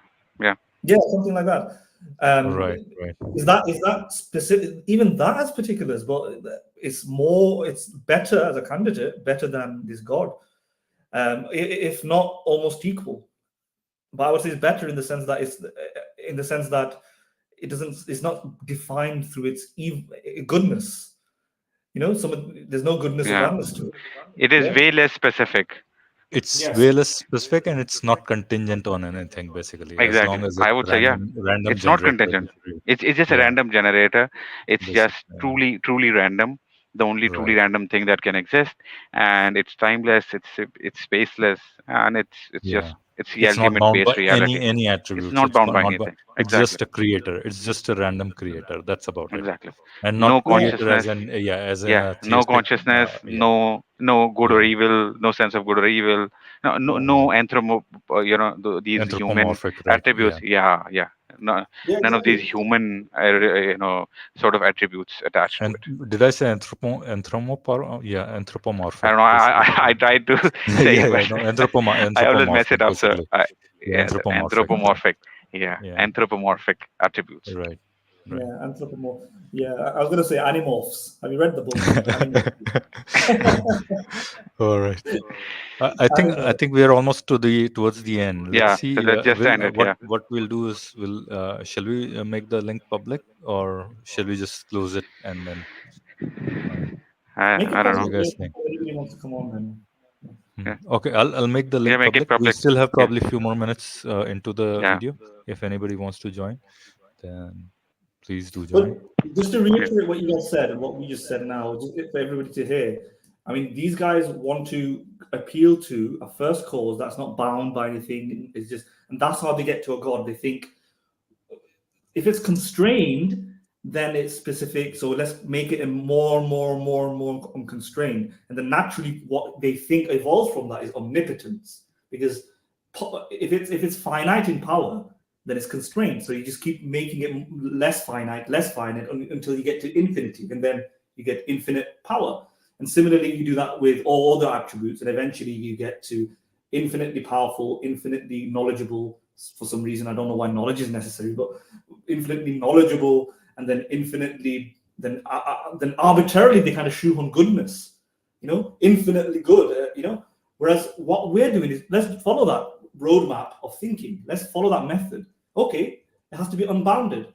So let's keep adding more and more power. So it's just this infinitely powerful kind of generator or something thing that generates things. Okay, and then let's keep infinitely adding all the other attributes, but try to avoid the specificity. What do you get? You move away from God because God is a bit too specific. Because why would you choose goodness and then make that infinite instead of benevolence? So we, in order to make it even more unspecific, get rid of goodness or badness and just keep going. And what you have is this kind of entity generator without consciousness.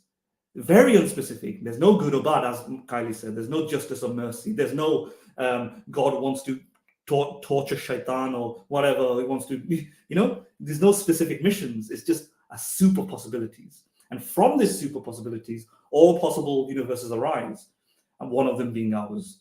That's entirely more conceivable as a case for this kind of unspecific entity. Yeah, and it could be very simple at the beginning, very simple, and it just becomes more and more complex or something like that. And it can be eternal as well. What's wrong with that? Madan, when you said, torture shaitan, here's my point. At least Islamically speaking, Islamic shaitan or Iblis has the best possible life of any of the, creatures, pretty much. Why? He's made of fire. So even if he's in hell, it's not going to affect him. And he can peek into anybody's life, pretty much, right? Yeah, but If you, he can mess up anybody's life, pretty much, right? That's the power he has. Maybe God has a specific method of torturing shaitan as well. Maybe he can burn the fire as well somehow. Maybe he has that. He's omnipotent after all. Yeah. All right. Shall we move on? Madan, Yeah. did I interrupt you I in think- between, or you finished your point? No, I don't think you interrupted me. I mean, I'm just trying to think of objections they may say to that. They may say that, but even this thing would be bound by its possibilities. Well, God will be bound by its possibilities. This thing will be bound. This thing would be bound by what? I just can't. I can't. It's what is it that they can say? I can't think of anything really what they would say. God has attributes. This has obviously technically has some attributes. The fact that I'm able to talk about it with some definition. Yeah. But none of the attributes which are not there in their God as well. Yeah, exactly. No attributes are there. Yeah. So I just don't see why this is not if not an adequate equivalent, if not a better equivalent that fits the niche, and which actually has more ground for it to be true, because that's exactly what science is going towards. And it's been presented. I think Stephen Hawking talked about it. This kind of random universe generator, and stuff like that. These are real things on the books. So So it's more if you take Occam's razor or induction, it's more consistent with physicalism, in the sense that everything bottoms out on a physical cause. Physicalism here I'm defining as a non-mental process, right? Non-mental processes, right? So if there's like a irreducible mind, that won't be physicalism.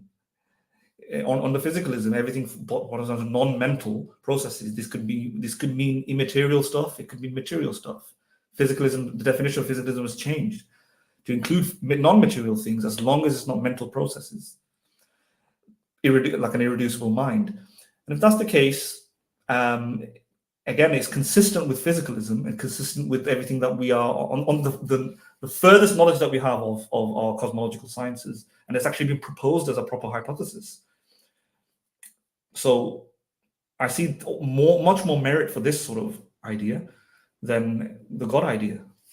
Right. I agree. On a prior probability basis, I think that is much more likely to be the case than some, supreme being with, certain attributes that we are just, philosophically coming to conclusion at. That too, yeah. I mean, not with any level of certitude, basically, right? Yeah. All right, Kelly, you're back. You want to add something, or shall we just run No. the? Yeah, let's just complete the video. Are we done? Are we done, or shall we run the last bit? Yeah, as well? let's just. Yeah, I think let's just run it while you're waiting Okay. for any callers if they are there. Logical possibilities, and necessary being basically that doesn't have arbitrary limitations, and that's what we were talking about earlier. That leads to not just this basic conception, but also to monotheism and the idea of one God. Yeah. One God as well. So Muhammad, the point being is that when atheists get to that position where they turn around and say, well, can it not just be random? Can contingent things just not have no explanation, or at least one contingent? They've lost the argument. Wallahi, they've lost the argument. And now I think that what they're doing is they're really trying to scratch around for something, some sort of reason not to believe, because the consistency of the argument leads you to one necessary being. That's being rationally consistent leads you to this, with the least number of maybe metaphysical assumptions that you need to make. But with what they're doing is that they're using principle of sufficient reason, and that contingent things require an explanation up to a point, and then they're saying, right, I'm just going to throw it away, because if I continue to adhere to it, it will lead me to a God, it will lead me to a creator, and so then they leave it. And I think, it's always difficult, it's always frustrating, but whenever I don't know, Mohammed, if you've seen our other streams, we've addressed a lot of these types of arguments, and I think one of the key discussions we had, which was similar to this, was one with Aaron Ra. And I actually watched the video a few times. I actually liked it so much. Yeah. Alhamdulillah. So I think the key issue is this: okay, do you accept magic? If you don't accept magic, then you accept that there's explanation. By magic, let's be really clear. By magic, what we mean specifically is that some event can occur and it has no explanation, whether that's naturalistic or otherwise. Yeah, no explanation for its existence. If you don't accept that, that can be a possibility, then you're now forced into a position to accept basically a necessary being. Yeah. But just that answer all my question. There's one more question. You can actually answer it for 1 minute.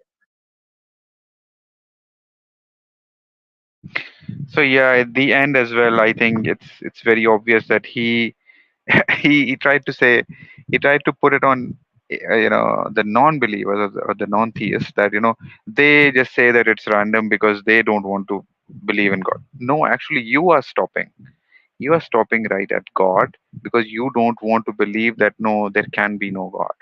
While we are staying consistent, and we are saying, okay, what is the point? We need to stop at some point. Why should we stop at God when it's obviously the case that even in your own God, as you mentioned earlier, there necessarily has to be some sort of randomness built into your God, because he has to make these decisions without any prior cause. And if there is a cause, then of course ultimately there has to be a first cause of his decisions, which has no cause, which is what you are blaming, or what you are saying atheists do. But actually the same applies to your own God. So I think it's quite obvious that what you're actually putting, or what you're claiming that atheists, where you're claiming that atheists are not being consistent, I think actually you are the one who's not being consistent.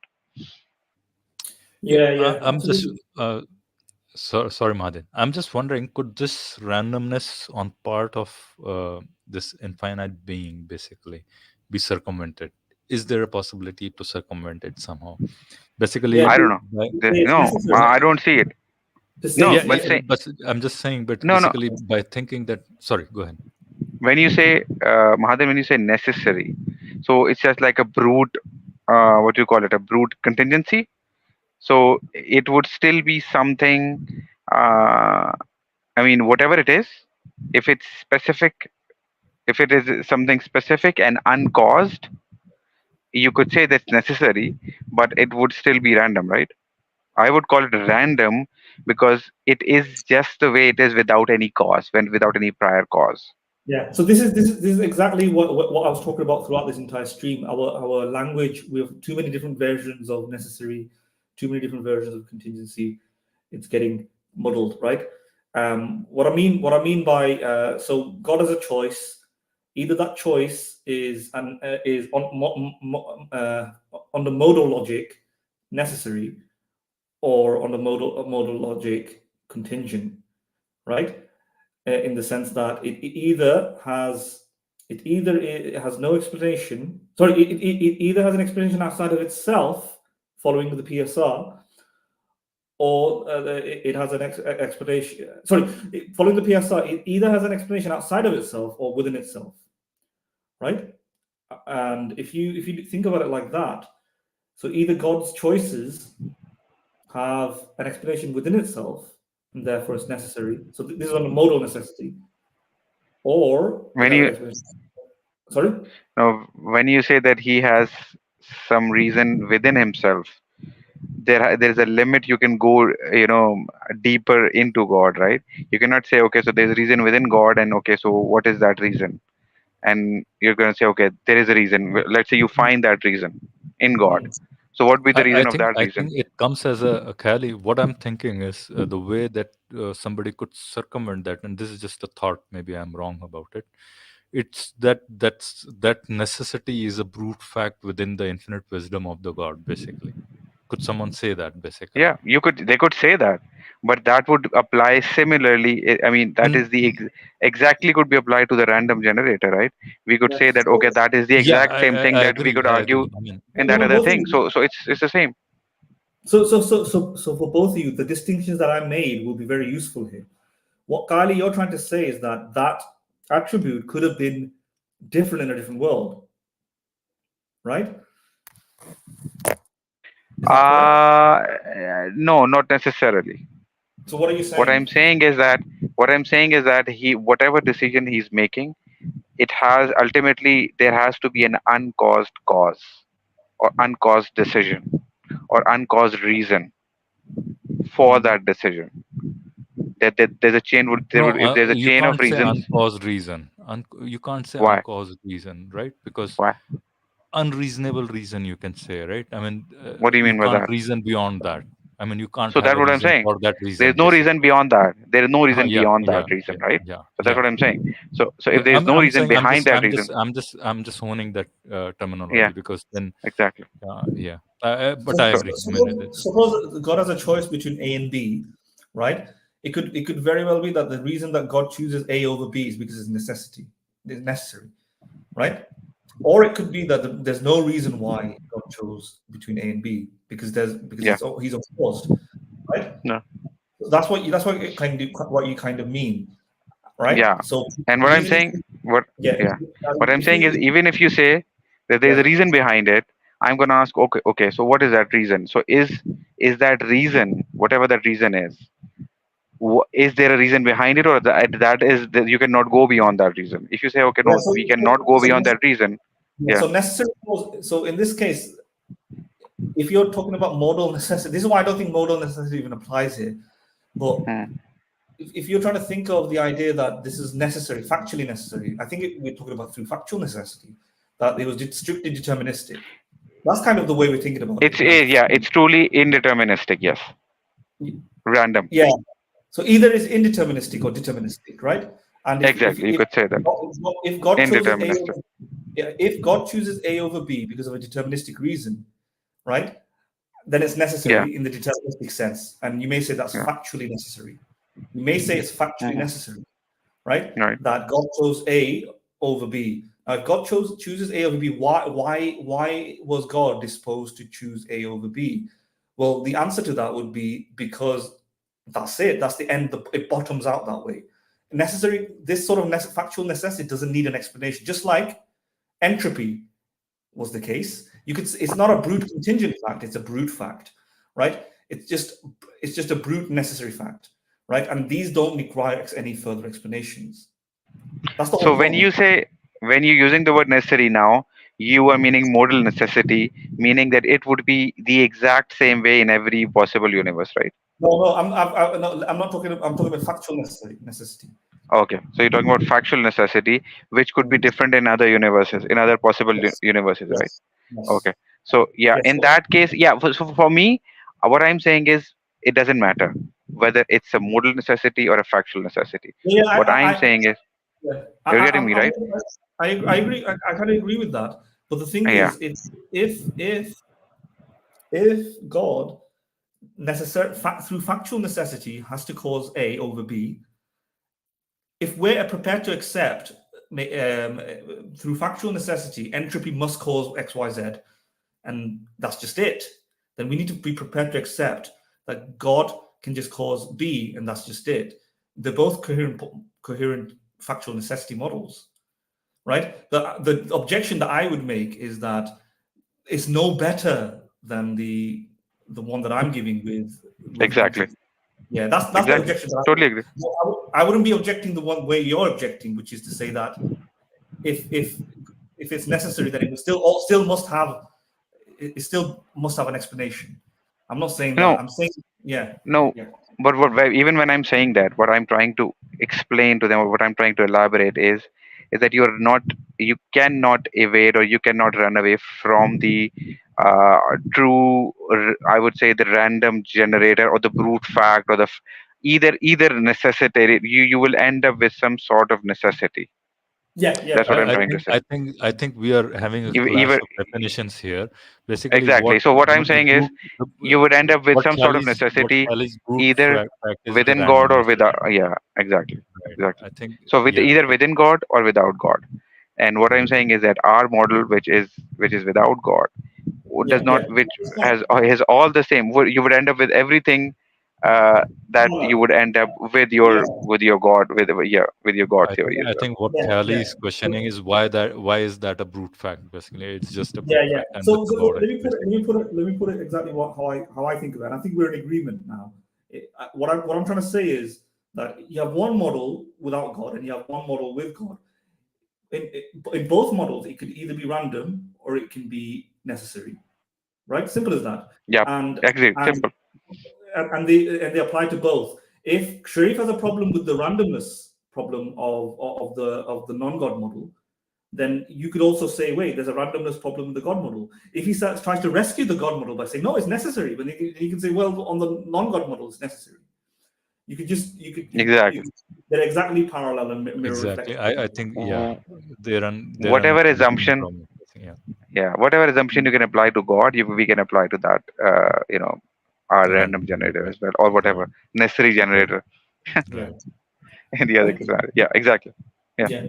Can you see So we though? are Can in you see agreement. Yes. the modal ontological possibilities of all alternative possible worlds doesn't even really need to come into it. This is why I don't like the kind of contingency argument, because it starts off with this.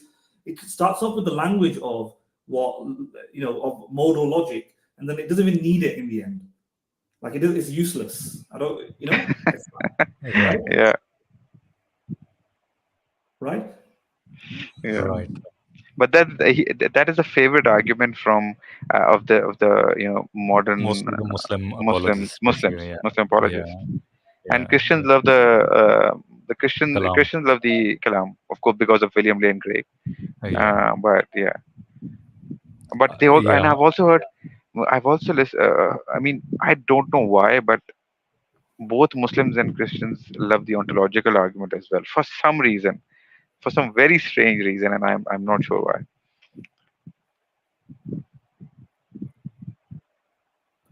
Yeah, I mean, I think I don't know why the ontological argument is gaining a little bit of. I mean, I'm not sure in the West it has. I think maybe that's that guy. What's his name? Who trampled upon the ontological argument entirely? What's his name? The Mufti. Which guy? The Urdu speaking one, the Yeah, one we yeah, reviewed, yeah, who messed it all up. yeah, yeah. No, I don't think so. I mean, I'll tell you what. In the eastern side, I don't think people even understand the ontological argument. I'm quite. I mean, most of them doesn't. Most of You're them don't talking about understand the ontological. Wajdi Sahab? Yeah, I think he's talking about Mufti Wajidi. Are you? Uh, There was a commenter. Remember, there was a commenter under one of the YouTube comments saying, "Mufti is a wise man. You guys will learn from him." Ah, yeah. There was a yeah. yeah. So you're talking about Mufti Wajidi, right? Yeah. So he created his own version of the ontological argument, which was I don't know, which was way I don't know. Yeah, I mean, he He wrote. murdered it. Yeah, he that commenter who's defending him wrote something like, "Mufti is a wise man. He makes much better arguments than you guys, and he's really thoughtful. and and you guys won't be. You guys will just need to listen to him carefully, and you'll realize that he completely knows a lot more than you, a lot more knowledgeable, and therefore you're wrong." And so I responded by saying, "Actually, Mufti, I just said everything what he said, and just turned it on top of him. I said."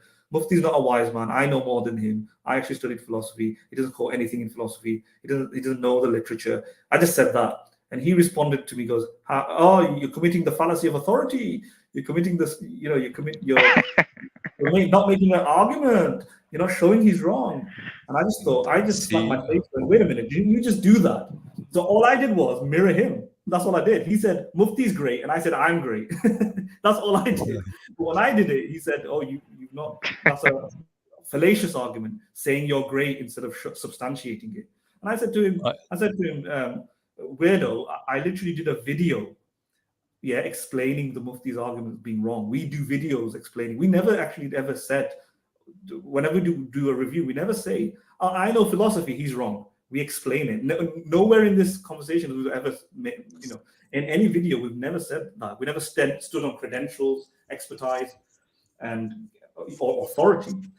I told him that, and I wrote, you idiot, you're the one who just did that. You gave this random machine gun assault under a YouTube comment, expanding upon the prowess of your Mufti without any argument, without any logic, without any explanation. You just said Mufti's great, you're wrong. So I said, I'm great, he's wrong. And apparently I'm the one who's fallacious. And I wrote all yeah, that down. I think, Mohadin, I was on his stream a few days back, and the comments you read on his, I mean, the live, what do you call live chat section? They are horrible, man. I mean, they just make you seem like they just don't understand what you're saying. Basically, your arguments seem to be going in deaf ears, pretty much, right? I mean, If no you'll, matter, he was talking about inheritance laws, and oh my god. I mean, I sent it to on our group basically, and you guys, I think Khali realized it. I think Khali saw it. That I had already watched it when it yeah, was I mean, live. it's horrible, man. It's horrible. The kind of I mean, reasoning they were trying to give for that mathematical error. I said, I mean, I didn't say it on the stream, but later on, I thought I should have said, what if he should have just said any number of years, just divide equally between them. That's about it. That's about it. Yeah, I mean, that would have been exactly. much simpler Exactly. It solution. was a Yeah. exactly. I mean, the solution is so simple that I mean, you are for any dancing between deficit or surplus, one just sixth, divide it in the 2/3, same proportion. 50. Yeah, Yeah. just divide and Oh just my. forget it. Because And you and see, why do you need to consider your uncle and then this aunt and whatever, you have uh, to, uh, who and cares about them? he was trying to apply the corporate share analogy to this without realizing that even I mean in the case of corporate shares, the percentage ownership remains the same before and after any allocation of profit or profit or loss. but he's not realizing that in case of this inheritance problem, the overall share changes. And their argument, which was I mean, they the argument which was like, in language, we when we say half, it can mean 55% or 52%, or maybe even 60% sometimes is referred to as 50%, and all these. So he was saying that approximates are also considered. So I mean, I did, of course, I was thinking that, okay, so you're saying that this particular verse of the Quran, which is talking about a very specific legal matter. This is a legal. This pertains to a legal issue, which is of the inheritance percentages or inheritance share that each of the family members would get. You're saying that this is just approximate. So, for example, a brother says, "Okay, so I'm just supposed to get double of my sister." Well, what if I get just not double, but let's say 2.2 or 2.1 times my sister? It's just, or you could say it's the same, right? So no, it doesn't matter. It's the same. So if I give her just around 45 or to 42%, and I keep the 58, I keep more than double, but somewhere around 2.2 or 2.3 times, it doesn't matter, right? Because it's just an approximate. So is Mufti going to say that no, no, no, no, this is not fair because Quran says exactly two? But the kind of argument that he was making, then he cannot make that sort of objection then on Yeah, I mean, any this such is brother. I exactly told him this thing, right?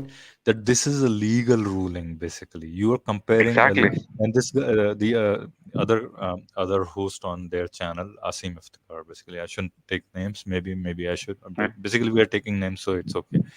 But then he's saying that he showed some data analysis from some Yeah. PubMed or some medical journal that 2/3 can mean 55.8 and 71.1 as well as Yeah. I said those are guidelines, for Christ's sake. Those are Yeah. guidelines. They want to correlate the data to come to a conclusion so that they can kind of make uh, a guideline to assess those cases, basically to see a kind of a correlation. Are you basically trying to see a correlation between inheritance between Yeah. your father's money to the heirs, basically? That's kind of, I mean, it's I so mean, when it ridiculous comes that to yeah, when it comes to legal matters and agreements, you have to be very specific and accurate. You exactly, I cannot say, mean, okay, I said half. What if I just keep 55% of the profit? It doesn't matter. Well, you said half, keep half, 50%. Don't keep 55% or 57% and say, well, it's just the same, right? Well, no, it's not the same. It exactly. can, yeah, it could mean a lot. So I mean, it's just nothing. They cannot solve that problem, of course. So they I have think to, we should if we yeah. get a chance, we should do a review of that, basically, I Yeah, I think. think we can review it. But I think we should review it maybe. Yeah, you're Yeah, right. yeah. I think So we yeah, can do it in the next stream. Yeah. right, right. All right, anybody Okay, here so yeah, to I'm I just think looking at we our anybody? can comments, close it. and I can see there's been quite a bit of comments, and then I realized some of it was from Wesley. I've not seen Wesley in a while, and then I saw some of I it think we was talked to Wesley once, right? yeah, yeah. I Some think we of did talk to Wesley once, and that's Yeah, what I wrote. That somebody was saying primarily that. Mahadan. Primarily Yeah, Mahadan talked to him, right? yeah, Yeah. yeah, yeah. We didn't realize that he had some issues with. I don't want to say Yeah, over here yeah, yeah, probably. yeah, You yeah. know. whatever the case, I've not Sorry. seen him in a while, and he's back again, it seems, and yeah, he's doing his Yeah, thing. yeah. And it seems I did yeah, say hi to him and all those things. But yeah. anyways, you guys, anyone who's listening, basically our audience. So you heard us talk about the contingency argument, and now here is my favorite contingency argument, basically. So you guys can support us on Patreon now, and it's the link is patreon.com/ Philosapiens. It's capital P and capital S, basically, Philosapiens. And you can also support us on Buy Me a Coffee, buymeacoffee.com/Philosapiens, no capitals in here. And you have super chats, memberships. If you can join memberships, probably it's gonna be good. If you can support us monetarily, that is gonna be awesome. We're gonna keep working hard no matter what to bring excellent content, excellent rebuttals, and really deep philosophical topics, basically. And if you can't, for some reason, you can't support us monetarily, or what you can do to support us is to like, subscribe, and share this Philosapiens channel, which is going to be mostly bringing Hindi content as we phase it out later on for our English channel, which is going to be Unveiling Faith. So slowly we're going to move on to Unveiling Faith once we have like probably more than 1K subscribers or so. So please like, subscribe, and share content on that as well. And hit the like button, hit the notification bell, and yeah. Sorry, guys, I stopped in between. Maybe I think we should. Anybody willing to join and have a chat? Maybe give your input on the subject, or maybe on the topic, basically, or any other question you may have. Please do join.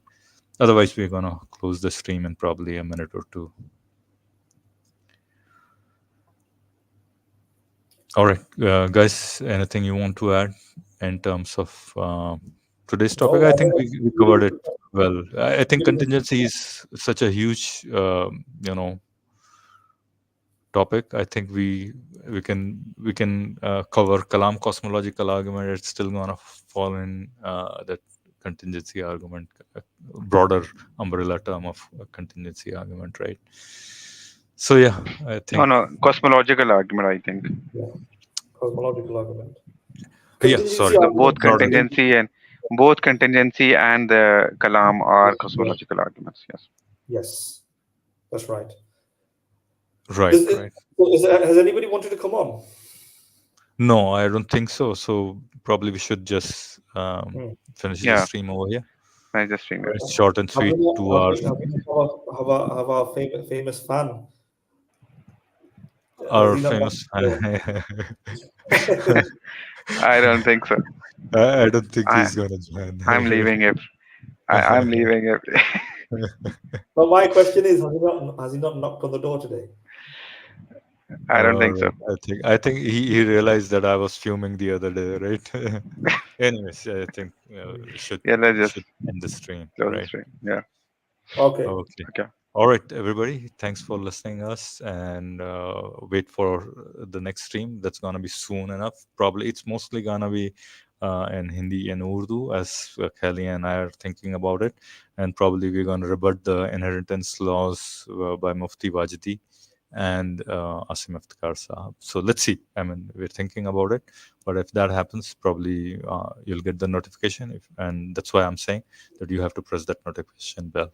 And thank you both, Mahadan and Kali. Nice stream. See you guys later. All right. Bye-bye. Bye-bye.